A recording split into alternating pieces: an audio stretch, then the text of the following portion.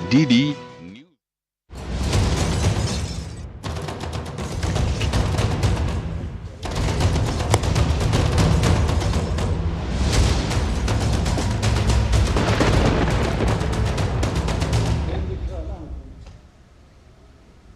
नमस्कार। 5 की पंचायत में आप सभी का स्वागत है। मैं हूं ऋतु वर्मा। 2 चुनावी राज्य मध्य प्रदेश और राजस्थान, इन दोनों ही राज्यों में कुछ ही समय के भीतर विधानसभा चुनाव की घोषणा होने वाली है। ऐसे में पीएम मोदी का दोनों राज्यों में दौरा बीजेपी कार्यकर्ताओं में जोश भरने वाला रहा।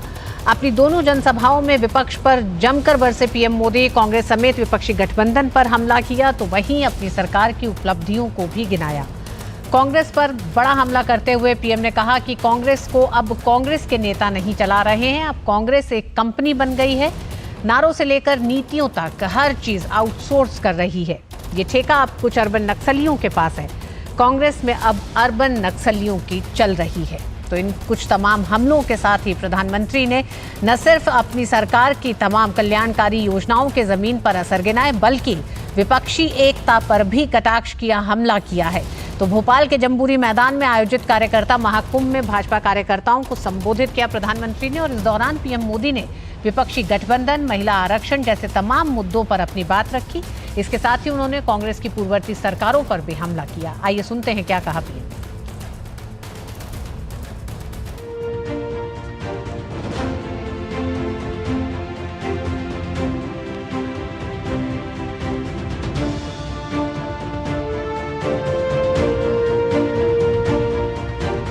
पूरे देश की बहनों को सावधान भी करना चाहता हूं। कांग्रेस और उसके नए नए घमंडिया गठबंधन ने मजबूरी में इस बिल का समर्थन बहुत खट्टे मन से किया है, बहुत बेमन से किया है। ये खट्टापन उनके बहानों में दिखाई देता है। और आप देखिए, ये इनके गठबंधन में जितने लोग हैं, वही लोग हैं जिन्होंने 30 साल तक इस कानून को पारित नहीं होने दिया। कांग्रेस को अब कांग्रेस के नेता नहीं चला रहे। अब कांग्रेस एक ऐसी कंपनी बन गई है, नारों से लेकर नीतियों तक हर चीज आउटसोर्स कर रही है। और ये ठेका किसके पास है जानते हैं? कांग्रेस का ठेका अब कुछ अर्बन नक्सलियों के पास है। कांग्रेस में अब अर्बन नक्सलियों की ही चल रही है। भारत कुछ भी नया करे, भारत कोई भी उपलब्धि हासिल करे, कांग्रेस को बिल्कुल पसंद नहीं आता है।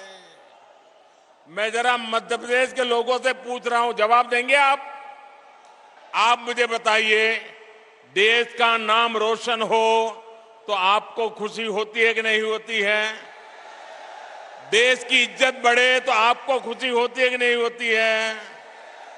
देश का मान बढ़े तो आपको गौरव होता है कि नहीं होता है? आपको होता है, कांग्रेस वालों को नहीं होता है। कांग्रेस सिर्फ एक परिवार का गौरव गान करने में ही जुटी रही। कांग्रेस ने प्रजातंत्र को परिवार तंत्र बना दिया।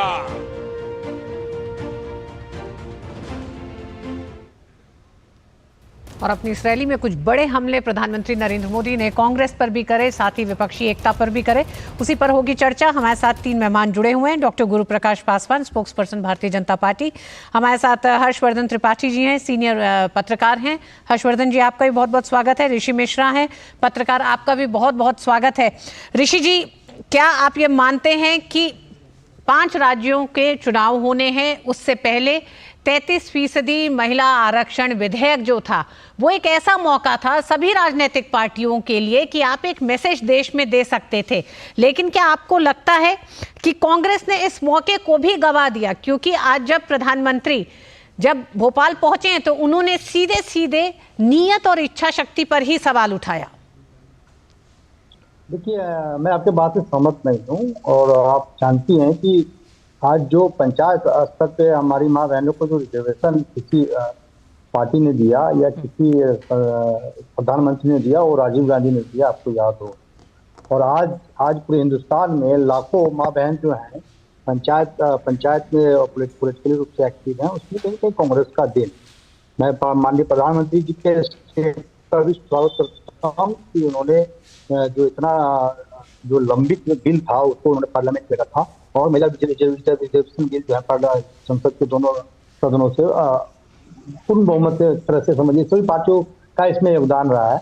लेकिन जिस प्रकार से प्रधानमंत्री जी अटैक कर रहे हैं, प्रधानमंत्री जी यदि महिला रिजर्वेशन बिल को लेकर इतने ही गंभीर थे तो उसको 2024 में लागू कर देते। ये जनगणना परिसीमन का जो एक पेच लगाया गया है वो बाद में भी किया जा सकता था।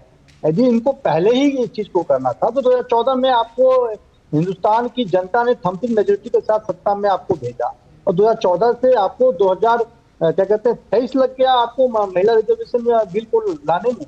और जब आप ला रहे हैं तो आप ये कह रहे हैं कि 2029 में लागू करेंगे, तब जब जनगणना और परिसीमन लागू होगा तब। और जहां तक महिलाओं के सम्मान की बात है, ऋतु जी आप तो विद्वान एंकर हैं, अभी चार रोज पहले हेमंत बिस्व शर्मा ने क्या कहा है, हालांकि मैं कांग्रेस से मेरा कोई लेना देना नहीं, लेकिन सोनिया गांधी इसी देश की सम्मानित बहू हैं, एक पूर्व प्रधानमंत्री की विधवा है, वर्तमान में पूर्व अध्यक्ष की माँ है और उनके लिए हेमंत बिस्व शर्मा ने कहा और यूपीए की अध्यक्षा हैं। राजनीतिक परिचय ज्यादा मतलब बेहतर है क्योंकि हम राजनीतिक मुद्दों पे ही बात कर रहे हैं ऋषि जी। हाँ, राजनीतिक परिचय बिल्कुल आपने सही कहा, यूपीए की चेयरपर्सन है और उस महिला के आवास को जलाने की बात संवैधानिक पद पे बैठे हेमंत बिस्व शर्मा कहते हैं कि कमलनाथ जी हनुमान है तो 10 जनपद में आग लगा दीजिए। अब ऋतु वर्मा जी मेरी बहन है, ऋतु वर्मा जी जहाँ रहे और मैं गुरु पासवान जी को कहूंगा, गुरु पासवान जी वहां जाके ऋतु जी के घर में आग लगा दीजिए। ये कौन से महिलाओं का सम्मान की बात कर रहे हैं? ऋषि जी आपने 73वें संशोधन की बात की। ऋषि जी आपने 73वें संशोधन की बात की। 73वां संशोधन बेहद अहम संशोधन, एक बड़ा बदलाव हमने ग्रामीण भारत में देखा महिलाओं को सशक्त करने के लिए, लेकिन सफर तो ये जारी रहना चाहिए था।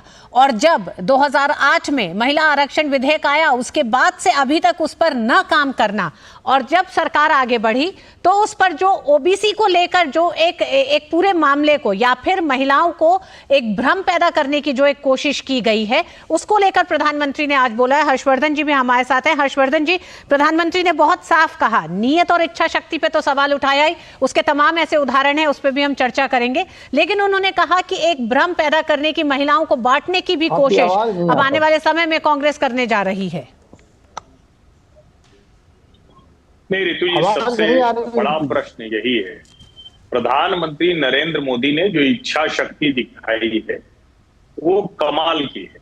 और ये सच है, जिस तरह से पेशबंदी शुरू हुई थी उसमें ये कोशिश थी कि कोई अड़ंगा लग जाए, और आज ये सारे विपक्ष के नेता कह रहे हैं सर्वसहमति से राज्यसभा में, और लगभग लोकसभा में भी सर्वसहमति, ओवैसी जी और जलील जी 2 लोग थे जिन्होंने उसके विरोध में किया। लेकिन अगर आप पूरी बहस को सुने, और मैं तो कहूंगा कि देश के लोगों को नई संसद में जो महिला आरक्षण पर बहस हुई, चर्चा हुई, उसको सुनना चाहिए। सारे के सारे नेता विपक्ष के वो ज्यादातर ये कह रहे थे कि इसको अभी रोकना चाहिए। वो कोई ओबीसी आरक्षण के नाम पे, कोई किसी और वजह से, डिंपल यादव ने मुस्लिम आरक्षण की बात की, आईएमआईएम ने तो विरोध ही कर दिया। सवाल यहां यह है कि क्या संवैधानिक दायरे में, जहां 2 शब्द हैं सिर्फ, शेड्यूल्ड कास्ट और शेड्यूल्ड ट्राइब, जो संविधान सभा ने तय किया, जो हमारी अपनी बात होती है कि जिसको हम कहते हैं कि सामाजिक तौर पर जो नीचे हैं, जो दबाए गए, उनको, वंचितों को आरक्षण का अधिकार दीजिए। उनको भी एक समय हमें इस तरह से लाकर खड़ा करना है कि आरक्षण की जरूरत ना हो। सभ्य समाज पर यह धब्बे जैसा होता है, लेकिन ये तो सच है ना कि पहले की कोई सरकार इसे कर नहीं पाई। और अगर ये कहेंगे कि 2010 में आया था तो अटल जी की सरकार ने भी कई कोशिशें की थी, लेकिन विपक्ष ने उस पर साथ नहीं दिया। मुझे लगता है कि इसका पूरा श्रेय 100% प्रधानमंत्री नरेंद्र मोदी को जाता है। और कितनी भी कोशिश कर लें, देश की महिलाओं को लग रहा है कि हमारी जो जनप्रतिनिधित्व में हिस्सेदारी थी उसको इस सरकार ने पूरा किया है। जी, गुरु प्रकाश जी भी हमारे साथ है। गुरु प्रकाश जी, हालांकि दोनों ही राज्यों में जो आज चुनावी रैली हुई है, भारतीय जनता पार्टी कार्यकर्ताओं में जान फूंकने की एक तरह से, और उन्हें पूरे एक तरह से उन्होंने कहा है कि हर बूथ पे तैनात हो भारतीय जनता पार्टी का हर कार्यकर्ता। लेकिन क्या मध्य प्रदेश की स्थितियां देखते हुए किस तरह का संकट, किस तरह के एक तरह से चुनावी चुनौतियां दिखाई दे रही हैं बीजेपी को? रितु जी, आपको और पैनल में उपस्थित सभी साथियों को हमारा नमस्कार। मैं बहुत ध्यानपूर्वक चर्चा को सुन रहा था और कुछ पॉइंटेड जवाब है मेरे, बहुत कम समय में बताना चाहता हूं कि नाम लिया गया और कांग्रेस के जो समर्थक यहां बैठे उन्होंने नाम लेकर के बोला कि राजीव गांधी जी ने फलाना चीज दिया था।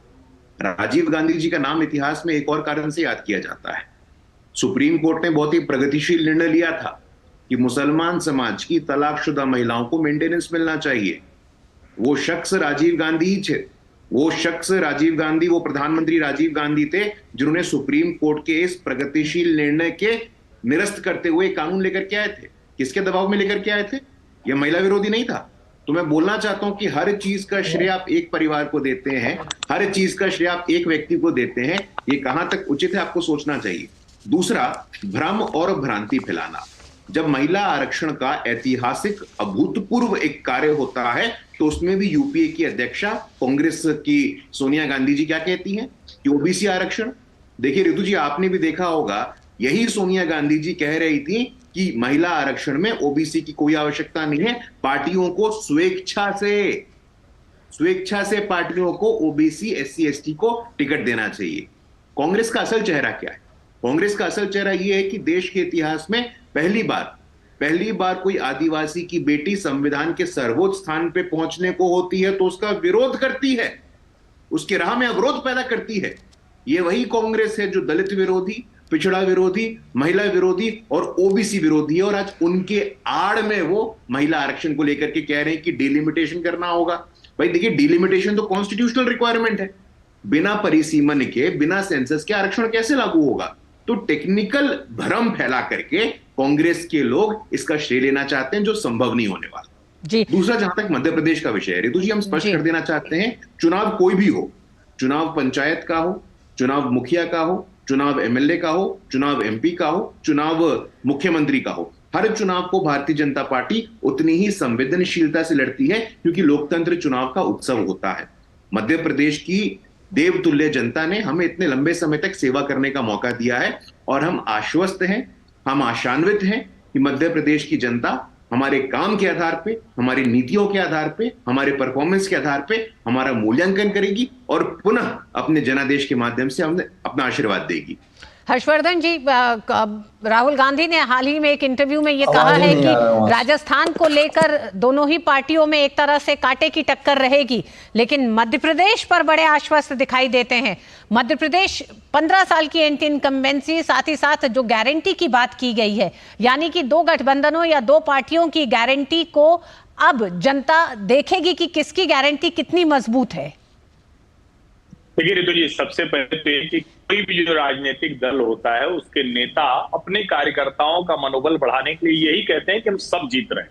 लेकिन अगर राहुल गांधी को ये कहना पड़ रहा है या स्वीकारना पड़ रहा है कि राजस्थान में हम पीछे हैं, तो इसका सीधा सा मतलब हुआ कि राजस्थान में कांग्रेस की स्थिति बहुत खराब है, जिसको किसी भी तरह से ठीक करना उनको नहीं लगता है कि हो पाएगा। मध्य प्रदेश और छत्तीसगढ़, मेरा भी मानना है कि छत्तीसगढ़ में कांग्रेस पार्टी बहुत अच्छी स्थिति है, लेकिन मध्य प्रदेश में आप अगर मोमेंटम देखें तो प्रियंका गांधी गई थी, वहां गारंटीज की बात की थी, वहां लगा कि ये कुछ कर लेंगे, फिर कर्नाटक की तर्ज पर कमीशन की बात की और वो झूठी चिट्ठी निकली जो कहा गया कि उच्च न्यायालय को वहां इंदौर भेजा गया। उसके बाद से आप ध्यान दीजिए, भारतीय जनता पार्टी की कैंपेन पिक करती है। भाजपा में जो अंतर विरोध थे कि शिवराज जी को हटाया जाएगा, शिवराज जी के सामने कई लोग, कैलाश विजयवर्गीय, प्रहलाद पटेल, नरोत्तम मिश्रा, सब अपना अपना एक कहें कि दावेदारी ठोक रहे थे। ज्योतिरादित्य सिंधिया, अमित शाह ने जब से कमान संभाल ली वो सारे स्वर बंद हो गए। नरेंद्र मोदी खुद अमेरिका से लौटने के बाद, और अभी साफ है कि कैंपेन को लीडरशिप के तौर पर मोदी और अमित शाह आगे बढ़ा रहे हैं।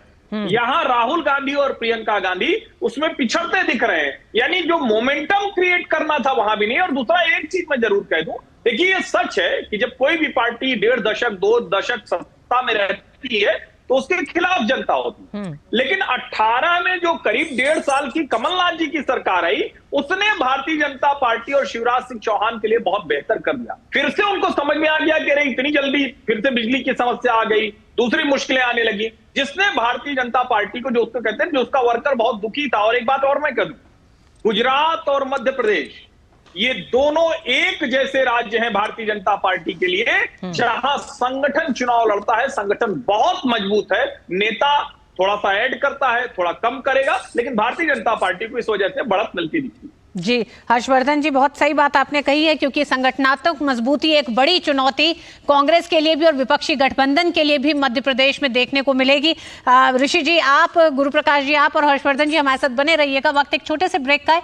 ब्रेक के बाद ऋषि जी आप ही के पास आएंगे कि किस तरह से कांग्रेस ने क्या अपनी सोच बरसों पुरानी बदली है, क्या वो बदली हुई सोच आज के उनके क्रियाकलाप में दिखाई देता है, जब वो एडवेंचर टूरिज्म के लिए या फिर तमाम गरीब लोगों के यहाँ जब घरों पे जाते हैं तो क्या किसी भी समस्या के समाधान के तौर पर जाते हैं। वक्त एक छोटे से ब्रेक का है, ब्रेक के बाद वापस लौटते हैं। शेयर मार्केट में इन्वेस्ट करें, गारंटीड रिटर्न से लाखों कमाएं। ये लिमिटेड ऑफर सिर्फ आपके लिए। नागिन की आंख में कैमरा फिट होता है। तुम भी क्या बकवास में यकीन करती हो? आप भी तो वही कर रहे हो पापा। शेयर मार्केट में कोई गारंटेड रिटर्न्स का वादा नहीं कर सकता। ऐसा कोई मैसेज, मेल या ऐड दिखे तो समझिए गलत है। ऐसे स्कीम निवेशक के साथ धोखा है और कानूनन अपराध भी। कितनी बार तो समझाया आपको। समझ कर इन्वेस्ट कर। और एक बार फिर आप सभी का स्वागत है 5 की पंचायत में। हमारे साथ 3 मेहमान जुड़े हुए हैं। गुरुप्रकाश पासवान जी जुड़े हुए हैं, प्रवक्ता भारतीय जनता पार्टी, हर्षवर्धन त्रिपाठी वरिष्ठ पत्रकार, और ऋषि मिश्रा पत्रकार हमारे साथ जुड़े हुए हैं। ऋषि, आप ही के पास आना चाहेंगे। किसान का खेत फोटो सेशन का मैदान बन गया है। प्रधानमंत्री ने बहुत साफ एक तरह से कह सकते हैं कि बड़े हमले किए हैं कांग्रेस पार्टी की अपनी पूरी सोच पर। वो सोच, जो मानसिकता वो जो थी, वो बदली नहीं है आज तक कांग्रेस की। नहीं, नो डाउट प्रधानमंत्री एक अच्छे कम्युनिकेटर हैं और सीधा अपने समर्थक और कार्यकर्ताओं से कनेक्ट करते हैं और उनका अपना अपील भी है। हर्षवर्धन जी की बात से भी सहमत हैं कि गुजरात की तरफ मध्य प्रदेश में भी भाजपा बहुत मजबूत है, संगठन है और आरएसएस का प्रयोगशाला कहा जाता है मध्य प्रदेश को। लेकिन ये नहीं भूलना चाहिए कि वर्तमान परिस्थिति में वहाँ भाजपा के लिए 3 बातें कही जाती है। वहाँ शिवराज है, महाराज है और नाराज हैं। 3 वैसे लोग हैं, शिवराज हैं, महाराज हैं और नाराज लोग भी। तो ये शिवराज, महाराज और नाराज में भाजपा कैसे कोऑर्डिनेट करती है, ये इंटरेस्टिंग देखना होगा। देखिए, हर्षवर्धन जी ने अपने विश्लेषण में महाराज और नाराज को तो एक तरह से उसका समाधान बताते उन्होंने कह दिया कि जिस तरह से कमान अमित शाह ने अपने हाथ में लिया, उसका असर जमीन पे दिखेगा। देखना ये होगा। हर्षवर्धन जी विद्वान पत्रकार, उनका विश्लेषण है, मेरा विश्लेषण भी सुन लीजिए। जी जी जी, बिल्कुल बिल्कुल। चंबल ग्वालियर ज्योतिराज सिंधिया वाला जो एरिया है, मैं मानता हूँ कि बीजेपी वो भी पार्टी 3 बार से चुन के आ रही है, तो ऐसे ही नहीं चुन के आ रही होगी। मजबूत संगठन और अच्छे नेता के बल पे, और प्रधानमंत्री का अपना अपील, इसमें कोई दो राय नहीं। ऋषि जी, ज्योतिरादित्य सिंधिया को जाना पड़ा, एक पुराने नेता, एक विरासत को कांग्रेस के साथ लेके चलने वाले नेता, अगर उन्हें जाना पड़ा तो दिखाई देता है कि संगठनात्मक कमजोरियां कहां हैं। मैं उसी चीज पे आ रहा था ऋतु जी। सवाल इंटरेस्टिंग ये है कि जो ग्वालियर चंबल वाला जो एरिया है, ज्योतिराज सिंधिया वाला एरिया है, वहां से भाजपा के कई दिग्गज नेता आते हैं। नरेंद्र सिंह तोमर से लेके और नरोत्तम मिश्रा से लेके ज्योतिराज सिंधिया। वहां भाजपा कैसे एडजस्ट करती है, क्योंकि ज्योतिराज सिंधिया के साथ 2 दर्जन से अधिक विधायक आए हैं, उनको आपको एडजस्ट करना है। भाजपा के लिए संघर्ष कई दशकों से कर रहे हैं कार्यकर्ता, उनको एडजस्ट करना है। उसी तरह राजस्थान में देखिएगा, वसुंधरा राजे कई महीनों से महारानी जो है नाराज चल रही हैं। एक बात मैं मानता हूं कि राजस्थान में मोदी जी का अच्छा वो अपील है, अपना अपील है, लेकिन 200 विधानसभा में मोमेंटम को ले जाने के लिए आपको वसुंधरा जैसे लोकप्रिय नेता की जरूरत है। और माइनस वसुंधरा आप परिकल्पना कर रहे हैं कि राजस्थान में आप अशोक गहलोत को टक्कर दे देंगे। मैं नहीं समझता हूं कि ये एक मैच्योर बयान होगा। जी हर्षवर्धन जी, कांग्रेस का ठेका अर्बन नक्सल के पास है, ये आरोप भी प्रधानमंत्री ने आज लगाया है। और क्या आपको लगता है कि भारत जब जब तरक्की कर रहा है, चाहे वो G20 हो या फिर नए संसद का उद्घाटन हो, इससे जुड़ी तमाम और उपलब्धियां हो भारत की, जब जब भारत एक बड़े कदम लेता है तब तब कांग्रेस के नेता देश में तो जो कहते हैं टीका टिप्पणी, राजनीतिक टीका टिप्पणी तब भी चलती है, लेकिन देश के बाहर जिस तरह का प्रचार होता है, क्या आपको लगता है आज की तारीख में कांग्रेस का पूरा प्रचार तंत्र किसी और हाथ में है? हालांकि प्रधानमंत्री का सीधा इशारा देश विरोधी ताकतों की तरफ है। देखिए रितु जी, सबसे पहले तो मैं ये कहूंगा, देखिए ऋषि मिश्रा जी एक बात बिल्कुल दुरुस्त कर रहे हैं। कांग्रेस भारतीय जनता पार्टी को ग्वालियर चंबल में सबसे ज्यादा मुश्किल सचमुच है। वहां ज्योतिरादित्य सिंधिया है, नरेंद्र तोमर है, लेकिन ये सच्चाई है कि सबसे ज्यादा अंदरूनी कलह, सबसे ज्यादा मुश्किलें, सबसे ज्यादा टिकट बंटवारे का संकट वही है। लेकिन इसके बावजूद जो मोमेंटम है वो भारतीय जनता पार्टी ने अपने पक्ष में किया। और अगर आप ध्यान से देखें तो एक समय लग रहा था कि कांग्रेस बहुत तेजी में आगे चली गई, लेकिन वो एकदम से अचानक डाउनफॉल होता दिखा। लेकिन जो आपने प्रश्न किया कि अर्बन नक्सल, देखिए कोई भी देश में हो, आप कांग्रेस पार्टी से हो, भारतीय जनता पार्टी से हो, लेकिन जब G20 जैसा आयोजन होता है तो सबका एकदम गर्व से सबको एकदम लगता है कि हाँ हमारी प्रतिष्ठा बढ़ रही। ऐसे में जब कोई हल्की टिप्पणियां करता है तो लगता है कि कहीं ये किसी इंटरनेशनल जो दबाव होता है जिसमें भारत की छवि खराब करनी, उससे कोई जुड़ा हुआ तो नहीं।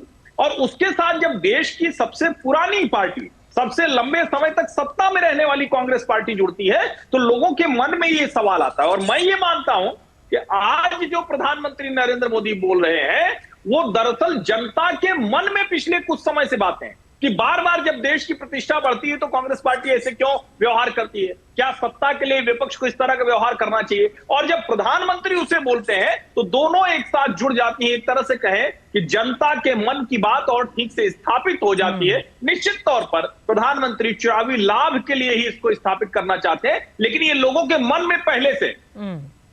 ऋषि जी, जब G20 जैसे आयोजन पे जब पूरा देश मतलब इस उपलब्धि को देखकर खुश है, जिस तरह से G20 का आयोजन हुआ, एक सफल आयोजन रहा, भारत ने कई ऐसे एक तरह से कह सकते हैं एजेंडे G20 के मंच पे रखे जो विश्व के लिए और खासकर विश्व के उन हिस्सों, उन देशों के लिए एक बड़े मार्गदर्शक के तौर पर हैं। सराहा गया भारत का नेतृत्व, प्रधानमंत्री मोदी का नेतृत्व। ऐसे में क्या कांग्रेस मान लीजिए चुनाव में जाने से पहले ही नहीं, लेकिन जनता की उस भावना को ठेस पहुंचाने का जोखिम आपको लगता है विपक्षी गठबंधन उठा सकता है?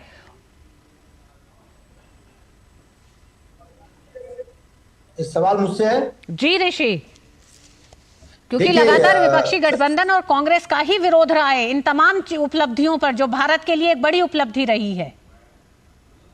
देखिए कांग्रेस को भी इन चीजों से बचना चाहिए जो देखिए जो मास से कनेक्ट करता हो, ऐसा कोई भावनात्मक बयान से बचना चाहिए, मेरा ये मानना है। अब जैसे आप कल ही देख लीजिए, राहुल गांधी ने खुद अपने पैर पे कुल्हाड़ी मार दिया। एक पत्रकार के नाते मेरा एनालिसिस है कि आप अपने ही राज्य जो राजस्थान है वहाँ ये कह रहे हैं कि मध्य प्रदेश छत्तीसगढ़ में हम जो है जीत रहे हैं, लेकिन राजस्थान में जो है जीत सकते हैं, टक्कर में आ गए हैं। इस प्रकार का बयान देना कहीं ना कहीं पर्सपेक्टिव जो है अपनी पार्टी का कमजोर करना है। जैसे कई ऐसे बयान हैं, जैसे सनातन को लेकर देख लीजिए, सनातन को लेकर जो कांग्रेस के कई बड़े नेताओं का ऐसा बयान आया, जैसे मल्लिकार्जुन खड़गे साहब के लड़के का, या उनके जो पार्टनर है डीएमके के जो पार्टनर है उनके तरफ से इस प्रकार का बयान आया। तो आप ये मानते हैं कि ये सारे बयान कांग्रेस और विपक्षी गठबंधन को नुकसान पहुंचाने जा रहे हैं? बिल्कुल। अब देखिए, आप कर्नाटक हिमाचल में आपने बेसिक मुद्दे पे चुनाव लड़ा, आपको जीत मिली। आप बेसिक मुद्दे पे चुनाव लड़ेंगे, भाजपा को हरा सकते हैं। भाजपा के पीठ पे जाके आप यदि भाजपा को हराना चाहेंगे तो आप हिट विकेट होंगे। और इसका कई एग्जाम्पल है, 2014 से लेके 2023 तक आप कई ऐसे चुनाव हुए हैं जो आप इमोशनल पिच पे नरेंद्र मोदी को घेरने का प्रयास किया है और आप हिट विकेट हुए हैं। आप बेसिक मुद्दे, बेरोजगारी है, महंगाई है, कई ऐसे महत्वपूर्ण मुद्दे हैं जिसपे बीजेपी बैकफुट पे आज भी है, और उस मूल मुद्दों पे आप यदि बीजेपी को घेरेंगे तो आपको सफलता कर्नाटक और हिमाचल वाला मिलेगा। लेकिन इमोशनल सेंटिमेंट जो मास से कनेक्ट करता है, उससे आपको ऐसा बयान नहीं देना चाहिए जिससे बीजेपी उसको कैश करे। तो ऐसे बयान मुझे लगता है कि कम से कम कांग्रेस के जो बड़े नेता हैं उनको कम से कम बचना चाहिए। ऐसे आपको लगता है बेरोजगारी और महंगाई बड़ा मुद्दा इस चुनाव में होने जा रहा है? ऋषि जी, गुरु प्रकाश जी, ऋषि जी का मानना है कि बेरोजगारी और महंगाई बड़ा मुद्दा होने जा रहा है, जिस पे 5 राज्यों में चुनाव होगा और कांग्रेस को उसमें बढ़त दिखाई देती है। नहीं ऋतु जी, मैं बहुत ही गंभीरता पूर्वक सुन रहा था और बहुत ही तथ्यात्मक बात ऋषि जी कह रहे थे। और मैं तो आग्रह करूंगा कि अगर कांग्रेस के लोग इस शो को देख रहे हैं कि ऋषि जी को अविलंब सलाहकार कांग्रेस पार्टी का घोषित किया जाना चाहिए, क्योंकि जिस प्रकार से राहुल गांधी जी लगातार सेल्फ गोल कर रहे हैं, वो अपनी ही पार्टी के लिए उनका विजन क्या है, उनका ऑब्जेक्टिव क्या है, उनका एक्शन प्लान क्या है, कोई क्लैरिटी, कोई स्पष्टता है नहीं। और हम तो चाहते हैं, देखिए ऋतु जी, हम तो शुरू से कह रहे हैं, हमारी सरकार ने जिस दिन शपथ लिया था मई के महीने में 2014 में, पहला भाषण नरेंद्र मोदी जी का था कि गरीब, वंचित, शोषित और पीड़ित के लिए ये सरकार काम करने वाली है। और वहां से लेकर के आज तक हम 10वीं सबसे बड़ी अर्थव्यवस्था थे, आज हम 5वीं सबसे बड़ी अर्थव्यवस्था हो। 50 करोड़ से अधिक के बैंक खाते हो। इतनी बड़ी महामारी आई थी कोविड की, हमने देखा कि निःशुल्क सबको 2 डोज मिलता है सुरक्षा कवच का। और बहुत अच्छा प्रश्न आपने उठाया है, जो अर्बन नक्सल वाला विषय है, कि किस प्रकार कांग्रेस पार्टी के नैरेटिव को ब्रेकिंग इंडिया फोर्सेस, बहुत सारे ब्रेकिंग इंडिया फोर्सेस हैं जो भारत के अंदर भी और भारत के बाहर भी हैं। अगर भारत दुनिया में पहला देश बनता है चंद्रमा के दक्षिणी गोलार्ध पे पहुंचने वाला, तो कुछ लोगों के पेट में दर्द होता है। अगर भारत में G20 होता है और उस G20 में ऐतिहासिक रूप से अफ्रीकन राष्ट्रों का समूह, अफ्रीकन यूनियन को G20 के टेबल पे स्थान मिलता है, तो कुछ लोगों के पेट में दर्द होता है।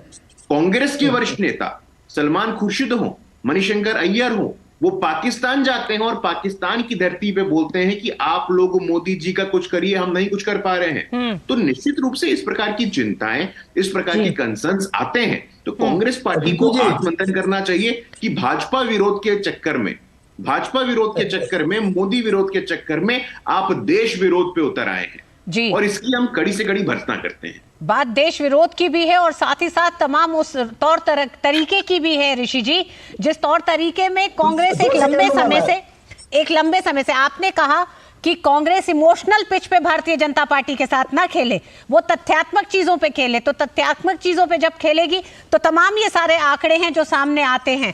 ऋषि जी आपके पास आती हूँ, उससे पहले हमारे साथ एक और मेहमान जुड़ गई हैं, राधिका थापड़ बहल, एडवोकेट हैं और विमेन राइट एक्टिविस्ट हैं। उनसे एक कमेंट उनसे ले ले। राधिका जी, आप देर से जुड़ी हैं, लेकिन हम यही बात कर रहे हैं कि प्रधानमंत्री ने जब 33% महिलाओं के आरक्षण के विधेयक को पास किया संसद में, उसके बाद आज वो मध्य प्रदेश और राजस्थान पहुंचे, जहां महिलाओं ने बड़ी संख्या में उनका स्वागत किया है। अब जब विपक्ष लगातार महिलाओं को लेकर और इस बिल को लेकर ये कह रहा है कि ओबीसी महिलाएं छूट गई हैं, क्या आपको लगता है महिलाओं के राजनीतिक परिपक्वता, उनकी समझ को कम आंकना है जब राजनीतिक पार्टियां इस तरह का भ्रम पैदा करने की कोशिश कर रही हैं? हाँ जी, बिल्कुल बिल्कुल ऋतु जी, सबसे पहले तो मैं तो बहुत खुश हूँ पर्सनल लेवल पर भी और सामाजिक लेवल पर भी। एक बात आपसे मैं ये कहना चाहूंगी कि आर्थिक तरक्की ही देश की सही मायने में तरक्की नहीं होती। सोशल पॉलिटिकल तरक्की से देश का जो विकास होता है, जो उन्नति होती है, वो बहुत मापदंड से बहुत आगे निकलती है। औरत वर्ग एक ऐसा वर्ग है जो हमारे 50% पॉपुलेशन अगर हम रूप से देखें उसको बनाता है। और औरत से रिलेटेड बहुत सारे ऐसे कानून हैं जिसमें औरत के आवाज का होना बहुत जरूरी है। तो अगर ये कहना कि ओबीसी क्षेत्र या एससी क्षेत्र को छोड़ा गया है, वो मुझे लगता नहीं है कि इस चीज की महत्वता को हमें खत्म करने के लिए ऐसे मुद्दों को नहीं, आज बहुत ही एक स्वागत का विषय है, इसको पॉलिटिकल एंगल को हम बीच में लगाकर उस विषय को डाइल्यूट करना कोई सही बात नहीं है। जब औरत आगे आई है तो उसमें ओबीसी, एससी, हर कैटेगरी की औरत को देखा जाएगा। तो इस विषय को उठाना और इस विषय की महत्वता को गिराना सही नहीं है। ये एक जेंडर इक्वालिटी का मुद्दा है और आज हमने एक बहुत बड़ा स्टेप लिया। ऋषि जी, बेसिकली अप्रोच की बात हो रही है। कांग्रेस का अप्रोच, तमाम इस तरह की घटनाएं जिसमें कांग्रेस एक तरह से मददगार के तौर पर उस पीड़ित के घर तक पहुंचती है, लेकिन वहां पे अंत क्या होता है? एक फोटो सेशन के तौर पर होता है। गरीब का पूरा जीवन एक एडवेंचर टूरिज्म की तरह से होता है।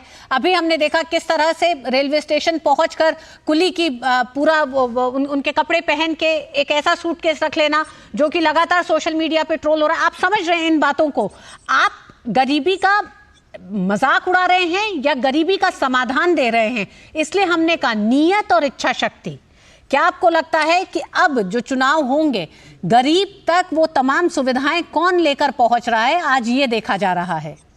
रितु जी, मैं एक अपना पर्सनल पीड़ा रखना चाहता हूं कि नेता कैसे होते हैं। तो मैं सेकेंड वेव में कुछ कोरोना पीड़ित था और पत्रकार हूं मैं।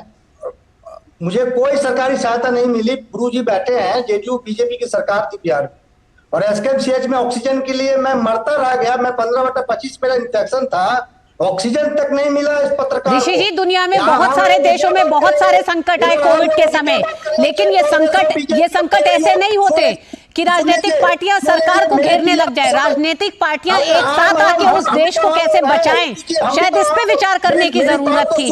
क्या कांग्रेस ने कोविड वैक्सीन का विरोध नहीं करा? ये किस देश में आपने देखा कि कोई ओपोजिशन की सरकारें, राजनीतिक पार्टियां बैठ के कोविड वैक्सीन का विरोध कर रही हैं? किसी के लिए उपलब्ध नहीं होता है। रितु जी, सुन तो लीजिए मेरी बात। दो में कांग्रेस का भी आईना खोलता हूँ। Congress, BJP, JDU. इसी 5 सितंबर को मेरी दादी के साथ बिहार में अपराधियों ने पिस्टल के बल पे 90,000 रुपया लूट लिया। बीजेपी से लेकर कांग्रेस, जेडीयू तमाम नेताओं को मैंने फोन किया। बात करना मुनासिब नहीं समझा इन लोगों ने। गुरु पासवान जी को भी मैंने व्हाट्सएप किया। गुरु पासवान जी, बात करना मुनासिब नहीं समझे गुरु पासवान हमसे। देखिए ऋषि जी मेरी बात सुनने। व्यक्तिगत मसले को इस मंच पे सुलझाने का कोई मतलब नहीं है। हम उस तरह की तमाम सामाजिक योजनाओं की बात कर रहे हैं। क्या वो तंत्र विकसित कर पाई कांग्रेस? कांग्रेस ने अगर 70 में ये नारा दिया गरीबी हटाओ, तो कांग्रेस किस हद तक उस नारे को खत्म कर पाई? और क्या 10 साल में प्रधानमंत्री मोदी की सरकार ने उस गरीबी हटाओ के नारे को किस तरह से बदला कि आज मोदी सरकार के पास आंकड़े हैं तो उसका जवाब जनता तो कांग्रेस से मांगेगी ना। अगर नरेंद्र मोदी अगर रैली से ये कहते हैं कि 13 करोड़ से ज्यादा लोगों को गरीबी से निकाल लाए हैं, तो इसका पलटवार तो कांग्रेस को करना होगा। हर्षवर्धन जी, अंत में आपसे कमेंट। हर्षवर्धन जी। नहीं, देखिए, मुझे लगता है कि राजनीति में अगर आप विपक्ष में हैं तो सत्ता पर आरोप लगाएंगे और सत्ताधारी दल अपने कार्यक्रमों पर बात करेगा। लेकिन अगर किसी भी वजह से किसी राजनीतिक दल की छवि हिंदू विरोधी, सनातन विरोधी दिखने लगे, भारत माता की जय के नारे उसके खिलाफ पार्टी खड़ी दिखने लगे, तो वो नुकसानदेह है। इस देश में बहुसंख्यकों की भावनाओं के साथ खिलवाड़ करते हुए राजनीति अब संभव नहीं है। समय बदल गया है। परसेप्शन की लड़ाई में कांग्रेस यहाँ पिछड़ती दिखती है। बहुत बहुत धन्यवाद आप चारों ही मेहमानों का। और जिस तरह से हर्षवर्धन जी ने कहा कि अब परसेप्शन की लड़ाई है और बहुसंख्यकों के खिलाफ अगर राजनीतिक पार्टियां लगातार बयान देती रहेंगी तो जब वो चुनाव में जाएंगी तो जनता उनसे जवाब मांगेगी। बहुत बहुत धन्यवाद। और 5 की पंचायत में आज बस इतना ही। मुझे दीजिए अनुमति। नमस्कार।